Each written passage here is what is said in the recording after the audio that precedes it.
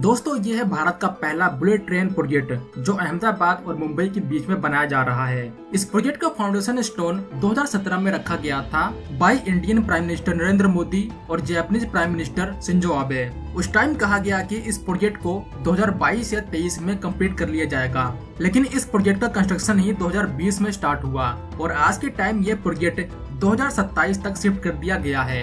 यह है Mumbai trans harbour link जो आज कंप्लीट होने के बाद अटल सेतु के नाम से जाना जाता है।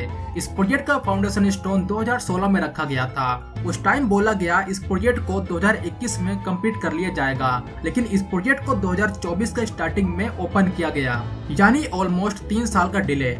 यह है शक्तिपीठ एक्सप्रेसवे 760 किलोमीटर का प्रोजेक्ट जिसका अनाउंसमेंट 2022 में किया गया था। यह हाईवे समृद्धि महामार्ग से बड़ा होगा बनने के बाद। जब 2022 को इस प्रोजेक्ट का अनाउंसमेंट हुआ तो ये बोला गया कि इसको 2027 तक कंप्लीट कर लिया जाएगा, लेकिन आज इस प्रोजेक्ट को डिले का सामना करना पड़ रहा है। अभी के टाइम इस प्रोजेक्ट का फाउंडेशन स्टोन तक नहीं रखा गया, तो ये कह पाना कि इस प्रोजेक्ट को 2027 तक कंप्लीट कर लिया जाएगा बहुत जल्दबाजी होगी। जैसे जैसे टाइम बीत रहा है वैसे वैसे इसकी कंप्लीट होने की डेट और बढ़ती जा रही है। अब गोल 2030 तक का नजर आता है और ये भी कोई फाइनल डेडलाइन नहीं है। अब इसकी फाइनल डेडलाइन क्या होती है ये डिपेंड करता है इस प्रोजेक्ट का फाउंडेशन स्टोन कब रखा जाता है।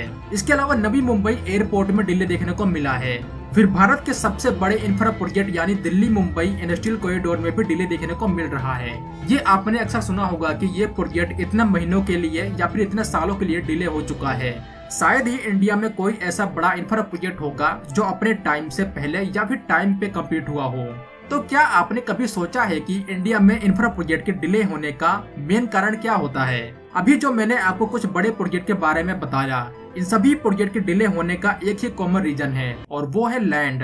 जी हाँ, किसी भी बड़े इंफ्रा प्रोजेक्ट को बिल्ड करने के लिए सबसे पहला काम होता है जमीन को एक्वायर करना, और यही जमीन अधिग्रहण की समस्या इंडिया के इंफ्रास्ट्रक्चर विजन के लिए सबसे बड़ी रुकावट है। और ये चैलेंज कोई आज का नहीं है, ये हम बहुत पहले से फेस करते हुए आ रहे हैं। तो आज मैं आपको इंडिया के लैंड एक्विजिशन की प्रॉब्लम के बारे में बताने वाला हूँ कि ये कितना कॉम्प्लेक्स प्रोसेस है और इसकी वजह से इंडिया को कितना ज्यादा लॉस उठाना पड़ता है।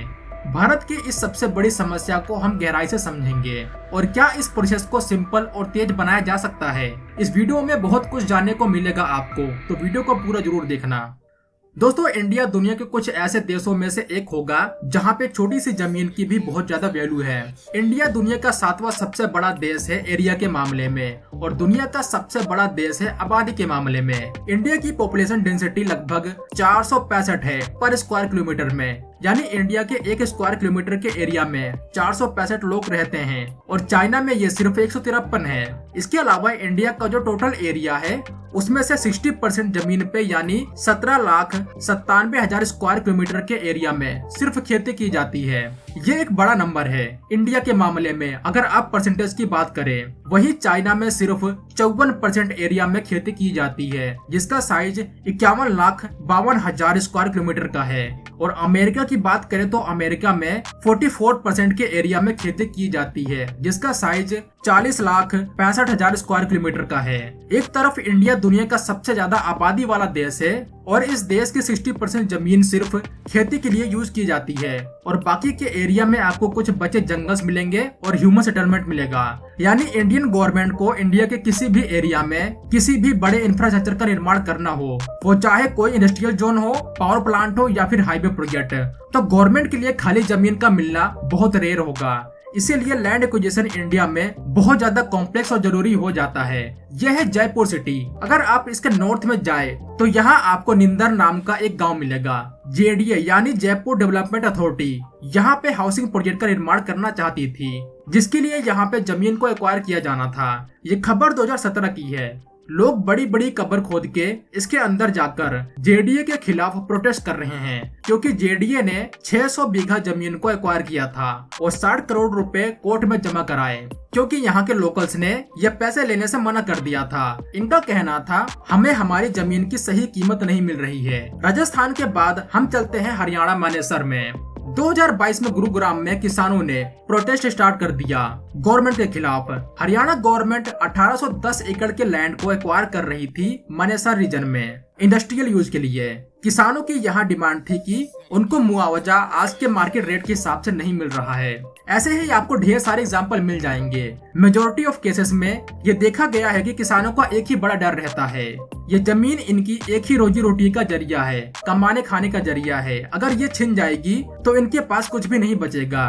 जो कंपनसेशन सरकार देती है वो जमीन की रियल वैल्यू के हिसाब से नहीं होती। कुछ केसेस तो बहुत अजीब से होते हैं, जैसे ये है जेवर। यहाँ पे बन रहा है देश का सबसे बड़ा एयरपोर्ट। सरकार ने यहाँ किसानों से जमीन ली, इसके बदले करोड़ों रुपए दिए और साथ में इनको कार्स बाइक्स भी दी। यहाँ तक तो ठीक था, लेकिन इसके अलावा ये देखा गया कि सरकार की तरफ से यहाँ शराब को भी बांटा गया। इसकी वजह से गांव के लोगों में लत लग चुकी है शराब की और कुछ मौतें भी रिपोर्ट की गई है इसकी वजह से। जैसा कि मैंने आपको कहा था कि इंडिया में लैंड एक्वायर करना बहुत ही कॉम्प्लेक्स प्रोसेस है, किसी भी बड़ी कंपनी के लिए या फिर सरकार के लिए। अब ये इतना कॉम्प्लेक्स क्यों है इंडिया के केस में, इसको समझने के लिए हमें पहले इंडिया के लैंड एक्विजिशन के कानून को समझना होगा। दोस्तों 2013 से पहले हमारे देश में 1894 के लैंड एक्विजिशन एक्ट के अंडर लैंड को एक्वायर किया जाता था, जिसको अंग्रेजों ने बनाया था। अब अंग्रेजों ने कानून बनाया था तो आप समझ सकते हैं कानून कैसा होगा। आजादी के बाद इस कानून में कई बार बदलाव हुए समय के हिसाब से, लेकिन इसमें मेजर चेंज देखने को मिला 2013 में। 2013 से पहले जो अंग्रेजों का कानून एग्जिस्ट करता था उसके अंडर आप किसी भी जमीन को एक्वायर कर सकते हैं पब्लिक यूज के लिए। ये पब्लिक यूज क्या हो सकता है ये डिफाइन नहीं था, ये काफी वेग है। दूसरी इम्पोर्टेंट बात थी इसमें मुआवजे के बारे में। इस कानून में आपका मुआवजा करंट मार्केट वैल्यू के हिसाब से नहीं दिया जाता। और सबसे बड़ी बात, इस एक्ट के अंदर अगर सरकार लैंड एक्वायर करती है तो उसमें पब्लिक कंसेंट की भी कोई जरूरत नहीं थी। हालांकि जो बाद में थोड़े बहुत बदलाव हुए थे 1984 में ही देखने को मिले। इस बदलाव में पब्लिक कंसेंट को थोड़ी बहुत प्रायोरिटी दी गई थी और कंपेंसेशन को भी बढ़ाया गया, लेकिन फिर भी इसका जो बेसिक स्ट्रक्चर था वो 1894 में बने एक्ट का ही था।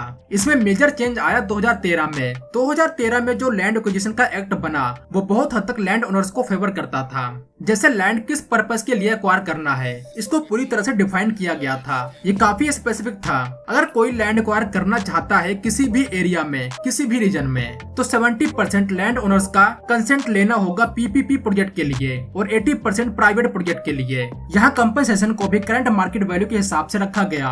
इस एक्ट में यह भी था कि जो फैमिलीज इस लैंड एक्विजिशन प्रोसेस की वजह से अफेक्ट होंगी उनके रिहेबिलिटेशन और रीसेटलमेंट का भी ध्यान रखा जाएगा। तो ओवरऑल देखा जाए 2013 में बना यह एक्ट किसानों के फेवर में ज्यादा था। लेकिन फिर अटल सेतु यानी ट्रांस हार्बर लिंक प्रोजेक्ट के केस में कुछ ऐसा हुआ जिसने ट्रांसपेरेंसी के ऊपर बहुत बड़े सवाल खड़े किए। MTHL प्रोजेक्ट के लिए सिडको ने ऑलमोस्ट 16 हेक्टेयर की जमीन को एक्वायर किया पनवेल तालुका के जसाई विलेज में। बट बाद में पता चला कि इस एक्विजिशन प्रोसेस में ट्रांसपेरेंसी बिल्कुल नहीं थी। कोर्ट ने यह पाया कि जो लैंड एक्विजिशन का प्रोसेस हुआ वो 1894 एक्ट के अंडर हुआ, वही एक्ट जो अंग्रेजों ने बनाया था। इसके बाद कोर्ट ने सरकार को यह ऑर्डर दिया कि इनको कंपनसेशन 2013 एक्ट के अकॉर्डिंग दिया जाए। अब यहाँ तक तो एक बात तो समझ में आ चुकी है कि इंडिया के केस में लैंड एक्विजिशन में ट्रांसपेरेंसी बहुत कम देखने को मिलती है, जिसकी वजह से ये एक कॉम्प्लेक्स प्रोसेस हो जाता है। लेकिन इसको आसान बनाया जा सकता है अगर सरकार चाहे तो,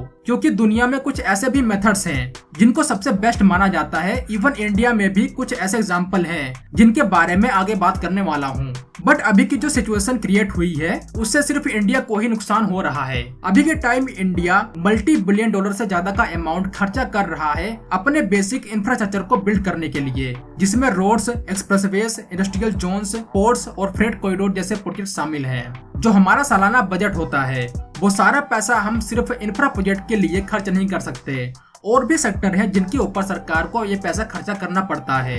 इसीलिए हम पैसे बोरो करते हैं, इन्वेस्ट करवाते हैं इंफ्रा प्रोजेक्ट में। बुलेट ट्रेन प्रोजेक्ट हम जापानीज लोन से बिल्ड कर रहे हैं। RRTS प्रोजेक्ट के लिए भी ADB यानी एशियन डेवलपमेंट बैंक से लोन ले रहे हैं। और ऐसे और भी वेरियस प्रोजेक्ट हैं जिनको लोन लेके बिल्ड किया जा रहा है। शायद इसीलिए इंडिया का जो डेट टू GDP रेशियो है वो लगातार बढ़ता जा रहा है। यहाँ चिंता का विषय ये नहीं है कि इंडिया का लोन बढ़ता जा रहा है। इनफैक्ट दुनिया का हर देश अपने इंफ्रा प्रोजेक्ट को कहीं न कहीं लोन से ही बिल्ड करता है और इसमें कुछ गलत नहीं है जब तक GDP और लोन का बैलेंस बना रहे। बट इंडिया के केस में हम पैसे बोरो तो कर रहे हैं लेकिन इसका सही टाइम पे सही तरीके से यूज नहीं कर पा रहे हैं, जिसका नतीजा है ये न्यूज।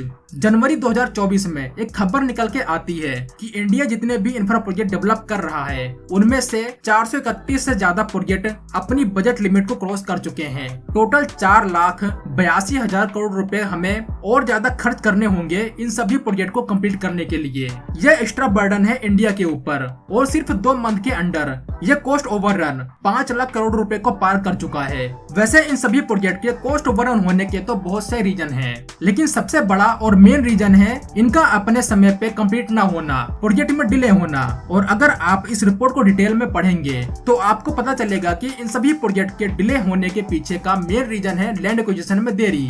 इससे शायद आपको अंदाजा हो गया होगा कि इंडिया में लैंड एक्विजिशन की कितनी बड़ी प्रॉब्लम है। और ये जो कॉस्ट ओवररन का बर्डन है इंडियन गवर्नमेंट के ऊपर, ये कोई छोटा मोटा अमाउंट नहीं है। ये इतना बड़ा अमाउंट है कि इतने में हम मुंबई से अहमदाबाद के बीच 4 बार बुलेट ट्रेन प्रोजेक्ट का निर्माण कर लेंगे। वैसे मुंबई अहमदाबाद के बीच बन रहे बुलेट ट्रेन प्रोजेक्ट का भी बजट बढ़ चुका है और इसके पीछे का रीजन लैंड एक्विजिशन की वजह से प्रोजेक्ट में डिले होना है। तो यहाँ एक सवाल हो सकता है कि क्या यह प्रॉब्लम सिर्फ इंडिया में ही है? लैंड एक्विजिशन का प्रोसेस कैसे और कितनी तेजी से हो सकता है ये डिपेंड करता है उस कंट्री की जियोग्राफिकल लोकेशन पे और वहाँ के कानून में कितनी ज्यादा ट्रांसपेरेंसी है। फॉर एग्जाम्पल अगर मैं जापान की बात करूँ तो जापान का मोस्टली कंट्री साइड का एरिया फार्मिंग के लिए यूज किया जाता है। अगर यहाँ किसी भी पब्लिक इंफ्रा प्रोजेक्ट के लिए लैंड की जरूरत होगी तो सबसे पहले सरकार लैंड ओनर्स के साथ एक मीटिंग करेगी और यहाँ प्रोजेक्ट की डिटेलिंग शेयर की जाएगी कि ये प्रोजेक्ट क्या है, इसका पर्पस क्या होने वाला है। फिर यहाँ उनके सामने उनकी जमीन की करंट मार्केट वैल्यू बताई जाती है और इसके बाद निगोशिएशन स्टार्ट हो जाता है। ऑलमोस्ट सेम प्रोसेस आपको अमेरिका में भी देखने को मिलेगा,